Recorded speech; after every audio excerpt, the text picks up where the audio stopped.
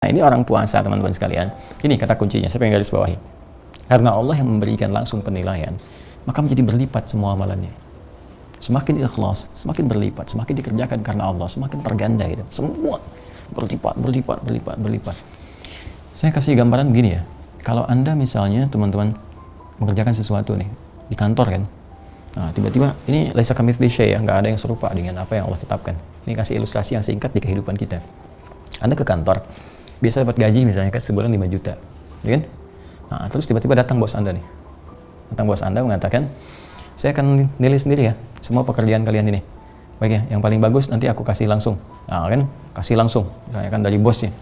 Oh, tiba-tiba teman-teman sekalian, yang tadinya cuma 5 juta, karena bagus, bosnya senang, dikasih 150 juta. Berapa kali lipat tuh? 30 kali lipat. Ya, 30 kali lipat. Pertanyaan saya, Anda senang nggak? Senang kan? Oh, luar biasa, ada yang 30 kali lipat, ada yang 40 kali lipat, karena perusahaan sedang untung besar nih, ya. Senang dengan semua yang apa Anda kerjakan, bosnya langsung kasih nilai. Nah, suasana itu kita bawa dulu dengan meneruskan hadisnya. Sudah, kemudian fa innahu li wa ana ajzi bihi wasiyamu junnatun, dan puasa yang seperti itu akan menjadikan perisai. Dalam diri orang yang puasa itu dikasih oleh Allah satu anugerah, terbebas dia dari maksiat, dan untuk melatih semua itu, wa idza kana yaumu shaumi ahadikum, kalau dia ciri orang yang mendapatkan berlipat pahala dari Allah Subhanahu wa taala. Kan tadi ciri-ciri orang yang tadi dapat dari bos di perusahaan itu kan kelihatan ulatnya gitu kan. Terus dia menjauhi apa yang dilarang oleh bos, ditekun gini dia tingkatkan lagi atas kerjanya. Nah, ini sama.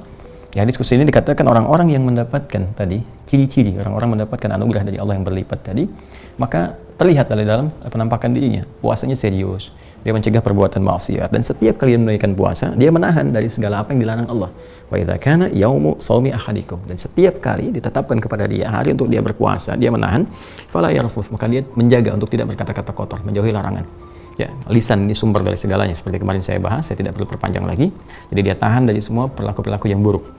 Kemudian wala yaskhab atau wala yajhal, di riwayat lain dia tidak berlaku yang bodoh, kan? Sesuatu yang merusak puasanya, sesuatu yang membuat Allah murka, apalagi gitu kan. Dan juga mengikuti petunjuk Nabi SAW untuk meninggalkan segala yang buruknya. Fa in sabbahu ahadun aw qatalahu, kan, maka jika ada orang yang mencela dia. Mencela di sini pakai sab, kemarin saya terangkan. Kalau syatama langsung kepada aspek fisikal kita, kalau sabah itu aspek kepada kadang-kadang non fisikal, ya, seperti keyakinan kita, gitu kan. Kemudian apa yang kita orientasikan dan sebagainya, itu yang dicela. Ya, mencela pikiran, mencela keyakinan itu menggunakan kata sab, lebih umum sifatnya. Tapi kalau syatama itu spesifik pada hal yang terkait dengan materi fisikal. Ya, yang kemarin saya terangkan, silahkan dicek kembali. Kemudian al-qatalahu, atau dia mengajak untuk berselisih. Ya, ribut. Baik itu sekarang perang di medsos, perang kata-kata, perang ini, perang itu. Orang puasa nggak begitu. Ya, makanya di sini hadisnya mengatakan faliyaqul inni mar'un shaimun. Dia akan berkata, saya seorang yang sedang puasa. Sayang nih ya, masa melanggar ketentuan Allah, disuruh begini, ya Allah kasih, nanti saya lipatin nih. Ya, pahalanya saya berikan berlipat, begini, tambahin luar biasa gitu kan. Nah, tiba-tiba kemudian harus dikotori dengan ini sehingga dia nggak jadi dapat itu. Sama ilustrasi tadi di perusahaan, ada bos janjikan berlipat sekian puluh kali lipat, ini dia ngasih langsung gajinya kepada Anda, tiba-tiba Anda melanggar. Bukannya Anda kerja dengan benar, malah ribut sama karyawan. Anda ribut sama karyawan, Anda saling kata-katai, dan itu terlihat oleh bos Anda. Apa menurut Anda bos Anda akan memberikan Anda apa yang dijanjikan? Mustahil. Ya, itu hal yang mustahil. Itu hal yang mustahil, itu nggak akan pernah terjadi. Nah, sama persis ilustrasinya teman-teman sekalian, kita bawa ke dalam suasana puasa. Dan pemberian Allah laisa kamitslihi syai'. Pokoknya semua yang terkait dengan Allah laisa kamitslihi syai'. Nggak ada yang serupa dengannya. Ya. Nah, kita ambil ilustrasi tadi dalam dunia kehidupan kita saja, kita tarik kemudian untuk memahami apa yang Allah sampaikan kepada kita. Nggak ada bandingan yang Allah berikan kepada kita. Luar biasa, semua tinggi, tapi harus dikotori dengan ini. Kan terprovokasi, malah berselisih, malah saling ejek, saling cela, saling bikin hoax, saling umbar aib, gitu kan, dan sebagainya. Nah, ini hal-hal yang seperti ini, teman-teman sekalian, maka wallazi nafsu Muhammadin biyadihi, kan, Nabi sampai bersumpah, kalau ada orang yang mampu menjaga diri dari semua yang tadi, berpuasa dengan baik, meningkatkan amal soleh. Jadi kalau salahnya udah ditekan, solehnya akan naik. Nah, maka yang seperti ini Allah berikan apresiasi. Nanti kan Nabi sampai bersumpah, wallazi nafsu Muhammadin biyadihi, demi jiwa Muhammad SAW yang berada di tangan Allah dalam genggamannya. Kuat sekali sumpahnya. Ya, la khulufu famis shaimi atyabu 'inda Allah min rahil miski. Ya, maka pertama yang diberikan ciri di hari kiamat orang-orang seperti ini. Jadi ada tandanya. Kasih kisi-kisi. Orang-orang yang seperti ini di hari kiamat, teman-teman sekalian, itu diberikan kemuliaan ya oleh Allah Subhanahu wa taala. Ada tandanya. Apa di antara tandanya? Tandanya adalah nampak bau semerbak wangi. Ya, di lisannya karena kebiasaan dia saat puasa tadi. Ya, jadi semerbak wanginya dalam konteks dunia sifatnya majazi, kiasan, yaitu wanginya, kata-katanya wangi dengan kebaikan. Nggak ada kotoran, karena dilatih saat puasa. Maka terbiasa dia selama 11 bulan berikutnya, sebulan lagi dipertahankan lagi. Jadi kata-katanya mulia, nggak pernah cela orang, nggak pernah bikin hoax, nggak pernah menyakiti, nggak pernah macam-macam. Kata-katanya bagus ya kan? Itu kan wangi, orang senang. Seperti saya bilang kemarin, kadang dibikin status, kan kadang di-share dan sebagainya. Nah di akhirat itu diwujudkan dalam bentuk wangi yang semerbak, yang sesungguhnya. Diketahuan cirinya, ahli puasa nih, ahli puasa, bicaranya wangi kemana-mana, kan? Dan sebelum dipanggil, bab Rayyan yang sudah kita bahas, pintu orang-orang puasa, bab Rayyan. Nah, ini gambaran cirinya. Dan ada momen menggembirakan. Nah, apa momen menggembirakannya? Mari kita lihat, ya. Masya Allah, lis-shaimi farhatan. Nah, bagi orang yang puasa seperti tadi, dia bisa jaga ketentuan Allah, dia jaga ketentuan Rasulullah SAW, detailnya dia pelajari betul, dia amalkan, dia jauhi yang haram-haram dan sebagainya, maka dia akan punya dua kebahagiaan. Ini jaminan nih, jaminan langsung dari Nabi disampaikan lewat hadis qudsi, artinya Allah menjamin melalui lisan Rasulullah SAW. Ada dua kebahagiaan. Pertama apa? Yafrahuhuma, dia akan berbahagia dalam dua keadaan itu. Satu, idza aftara. Ya, fariha, yaitu pertama saat dia tengah berbuka. Tiba waktunya. Jadi waktu dia buka. Nah ini wajar kan teman-teman sekalian.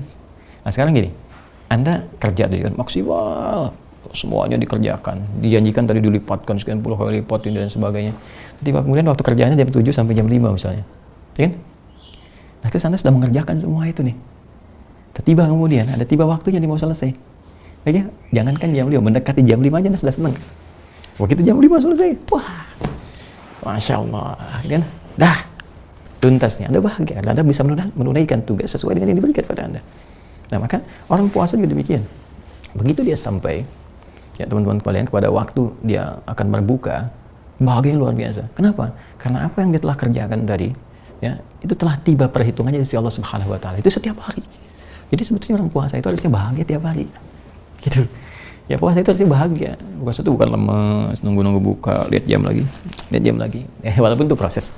Itu proses menuju kebahagiaan yang sejati. Itu proses. Nanti pada akhirnya akan naik, udah lupa dengan semua itu, menikmati ibadah. Ya, menikmati ibadah. Apalagi dia paham dengan semua tadi. Oh, yang dia kerjakan, dia lakukan ini, lakukan itu, sampai dia kumpulkan semuanya. Ya, makanya nanti ada satu apresiasi yang tinggi itu ketika dia akan tiba pada saat buka puasa itu. Ada satu riwayat hadis yang menyampaikan motivasi kepada dia bahwa saat berbuka itu tibalah janji Allah untuk diberikan kepada dia. Ya, itu tetap pahala dia ditetapkan. Ya, pahala itu dalam konteks kehidupan akhirat kita disebut ajrun. Lahum ajrun ghairu mamnun. Nanti tetap itu sabat. Ya, sabatal ajru, tetap nih. Ya kamu udah berusaha untuk begini, untuk begitu. Wah, itu kalau bonus dunianya tuh hilang. Hausnya udah mau hilang nih kan, dia bahagia, udah selesai semuanya gitu kan.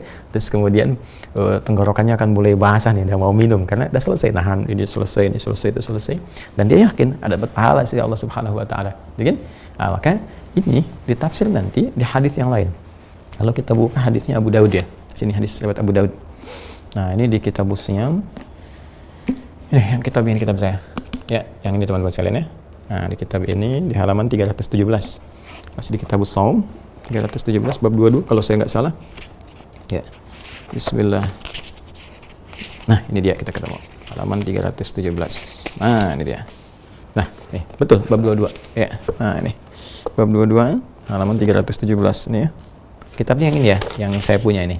Ya, yang belum ada syarah, kan? Nah, langsung hadis semuanya. Nah, ini yang bawah nih. Ya. Baik. Babul qauli 'indal iftar. Bab apa yang dibacakan, ya apa yang dibacakan 'indal iftar ketika berbuka. Nah, ini dia. Kan tadi di hadisnya Al-Bukhari disampaikan kepada kita kan? Ya, ini teman-teman sekalian, lis-shaimi farhatani yafrahuhuma idza aftara. Fariha. Yang pertama adalah ketika dia berbuka, dia gembira. Ya, ketika dia berbuka dia gembira. Aftara yuftiru iftaran. Nah, kenapa dia gembira? Jadi aftara berbuka, yuftiru akan berbuka, iftaran saat buka. Ya kan? Nah, sifatnya keadaannya kata bendanya. Ini dia saat buka itu saat iftar. Nah, makanya iftar jima'i, ya buka bersama, ya kan? Dan seterusnya. Nah, saking gembiranya dia berkata sesuatu. Apa yang dia katakan? Nah, yang dia katakan nih. Qala, ini ditafsir hadis dengan hadis lagi. Misalkan kita Quran dengan Quran, Quran dengan hadis, hadis dengan hadis. Ya, lihat sini. Bismillahirrahmanirrahim. Hadis di bab ke-22, babul qauli 'indal iftar, nomor hadis 2357. Qala haddatsana Abdullah bin Muhammad bin Yahya, Abu Muhammad haddatsana Ali ibn al-Hasan, akhbarani al-Husain ibn Waqid haddatsana Marwan, yani ibn Salim, al-Muqaffa qala ra'aitu ibn Umar yaqbidu 'ala lihyatihi fayaqta'u ma zada 'ala al-kaffi wa qala kana Rasulullah sallallahu alaihi wasallam idza aftara qala. Ini riwayatnya dari Ibnu Umar ya radhiyallahu taala anhuma. Ibnu Umar Ibnu Al-Khattab radhiyallahu taala anhuma ya, jadi beliau meriwayatkan satu hadis dan beliau faqih, ahli fikih gitu kan. Satu kali beliau sedang menggenggam jenggotnya ya begini ya kan. Nah, gitu kan. Lalu kemudian ketika seperti ini kan kadang-kadang ada yang rontok gitu kan, atau ada yang nempel di tangan atau apa. Nah, ini sambil dirapihkan oleh beliau, yang nempel di sini kemudian beliau kemudian sisihkan ya, dirapihkan. Intinya sedang merapikan jenggotnya. Setelah itu apa? Beliau menyampaikan satu hadis dari Nabi sallallahu alaihi wasallam. Apa hadisnya? Ini dia. Karena Rasulullah sallallahu alaihi wasallam adalah kebiasaan Nabi sallallahu alaihi wasallam, Nabi sallallahu alaihi wasallam idza aftara, jika beliau berbuka, qala, beliau mengatakan, ini dia, dhahabal dhama'u wabtallatil 'uruqu wa thabatal ajru insyaallah. Yang tadi, ya kan? Dia berjuang dan sebagainya, kemudian dia merasa ini alhamdulillah waktunya tiba nih. Wah, sekarang tenggorokan dah mulai basah insyaallah gitu kan. Nah, kemudian dahaga juga akan mulai hilang. Lebih daripada itu, pahala yang Allah janjikan tadi insyaallah bisa diraih. Ya, kita punya keyakinan sebelum kita pulang diperlihatkan itu semua. Nah, pahala tadi disebut dengan ajrun, ya kan? Thabata, telah tetap, ditetapkan. Maka di sini kita katakan dhahabal dhama'u, ya kan? Telah hilang nih dahaga itu. Telah hilang dahaga itu kan. Nah, jadi yang tadinya ini bisa dipahami dengan i'tibar mayakun. Jadi di ilmu balaghah itu begini, ada ungkapan kana tapi i'tibar mayakun. Diungkapkan dengan fi'il madhi tapi bentuknya mudhari'. Jadi banyak ini ya. Nah, kalau kita belajar di ilmu balaghah nanti di ilmu bayan khususnya dalam hal penyampaian teman-teman sekalian, itu saking fasihnya Nabi itu diungkapkan dengan bahasa yang tinggi sekali. Nah, ini kalau orang misalnya hanya bahasa tekstual saja, nggak dia baca dengan pendekatan balaghahnya, dia baca dengan pendekatan ilmu sharaf saja, dia diartikan telah hilang haus itu berarti dia minum. Ya kan? Dia minum dulu, telah hilang dahaga, wabtallatil 'uruq, tenggorokan basah, ya kan? Makanya ada yang mengartikan, oh ini bismillah dulu, minum dulu, kemudian baru baca doa ini. Ya, nah ini apa namanya? Karena ini sigotnya bentuknya fi'il madhi katanya kan, telah hilang haus, berarti hausnya hilang dulu, baru baca doa gitu kan. Seterusnya. Nah, itu kita hargai nggak apa-apa. Tapi kalau saya lebih memahami ini dalam perspektif ilmu balaghah dengan tingkatan yang sangat tinggi. Jadi dhahaba di sini fi'il madhi tapi i'tibar ma yakun, pada sesuatu yang akan terjadi. Jadi bukan saat telah kita buka baru dibaca. Kalau saya baca ini sebelum buka, sebelum minum, ya sebelum minum. Sebelum minum, kita akan minum, kita merasakan suasana itu. Makanya kan orang puasa itu jangankan saat minum, dengan adzan sudah bahagia. Allahu Akbar, Allahu Akbar, buka. Udah bagi anak-anak kecil kan. Nah, orang dewasa itu maunya beda. Kalau anak kecil kan pengen makan, minum. Orang dewasa bukan itu. Orang dewasa ke hadis tadi. Alhamdulillah ya Allah, tuntas sudah saya bisa menegakkan perintah Allah Subhanahu wa taala. Ya Allah, alhamdulillah ada pahala yang langsung Allah berikan. Dan kita yakin itu. Ya, makanya insyaallah dhahaba akan hilang. Nah, itu fi'il madhi masuk ke mudhari. Nah, adzan berkumandang, sedangkan hilang haus nih, akan basah tenggorokan nih, dan akan ditetapkan. Makanya pahalanya nih ditetapkan, akan ditetapkan oleh Allah saat ini juga, kan? Dan nanti akan saya lihat di hari kiamat pahala yang telah Allah siapkan. Pengen rasanya, pengen cepat lihat, kan? Nah, ini banyak di Quran juga banyak. Inna fatahna laka fatham mubina. Kan di surah Al-Fatah itu surah ke-48, ya kan itu fatahnya itu telah. Ya, fi'ilnya fi'il madhi, tapi maknanya mudhari. Ya, padahal saat ayat itu turun, Fatu Makkah belum terjadi. Inna fatahna, kami akan bukakan, sungguh kami akan tetapkan untukmu, ya, akan dibukakan untukmu Makkah, ya, dan dengan pembukaan yang dahsyat. Kenapa menggunakan bentuk fi'il madhi? Untuk memberikan motivasi seakan-akan Makkah itu ada di tangan, sehingga ketika datang ke sana udah lebih semangat. Sama ini juga kenapa menggunakan bentuk fi'il madhi di sini, memberikan gambaran kepada kita seakan-akan pahala itu sudah kita dapatkan dan kebahagiaan itu sudah kita raih. Jadi orang puasa itu teman-teman sekalian baru dengar azan aja, ya seakan-akan tenggorokan udah basah. Ya, seakan-akan udah enak gitu. Makanya ketika puasa Allahu Akbar tuntas, kayaknya kan udah basah ya tenggorokan itu.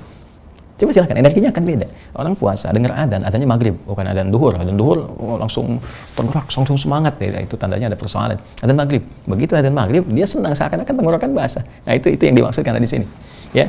Nah, makanya dia berkata, kan, dhahabal dhama'u wabtallatil 'uruq wa thabatal ajru insyaallah. Kan? Nah, kemudian dia minum dan teruskan dengan doa yang lain. Karena ini baru doa pembuka, teman-teman sekalian. Ini baru doa pembuka. Ya, jadi di sini Allah telah tetapkan kepada dia satu pahala, satu kebaikan, dan ditetapkan di antara kebaikan yang lain adalah Allah akan memberikan pengabulan doa untuknya. Nanti ada di hadis lain, hadis sahih. Thalatsatun la turaddu da'watuhum, 3 golongan yang tidak akan ditolak doanya. Ya, yang pertama adalah imamul adil, pemimpin yang adil. Pemimpin yang adil jangankan kebijakan, doanya dikabulkan oleh Allah Subhanahu wa taala. Kemudian yang kedua, lis-shaimi hatta yuftira. Seorang yang puasa sampai dia buka. Nah, buka itu puncak kita sebetulnya. Ya, kita mengerjakan segala hal apapun dan sebagainya, kita punya kebutuhan tersampaikan kepada Allah, Allah kasih. Ya sama dengan Anda punya asisten rumah tangga kerja luar biasa, Anda perintahkan jam 6 kerja, di jam 5 udah kerja. Ya, kemudian dia maksimalkan semuanya, tiba-tiba dia datang kepada Anda. Ya Pak, Ibu, saya ada kebutuhan sebetulnya. Ini anak saya besok mau ujian belum bayar 1 juta. Nah, menurut Anda punya kemampuan, Allah titipkan pada Anda lebih, nggak ada apa-apanya misalnya, bahkan bisa Anda kasih 2 juta. Kan? Nah, ini sama persis saat sedang Anda dalam keadaan puasa, ya, Anda memohon kepada Allah, Nabi sampaikan kepada kita. Itu saat-saat mustajab, dikabulkan doa. Makanya ini doa pembuka. Begitu Anda bahagia seperti ini, jangan lupa doanya, minta kepada Allah. Apakah pengen minta hafal Quran kah, kan? Pengen minta bisa dilancarkan kehidupan, pengen dapat husnul khatimah, pengen kembali pada Allah dalam kebaikan dan sebagainya. Jelas ya?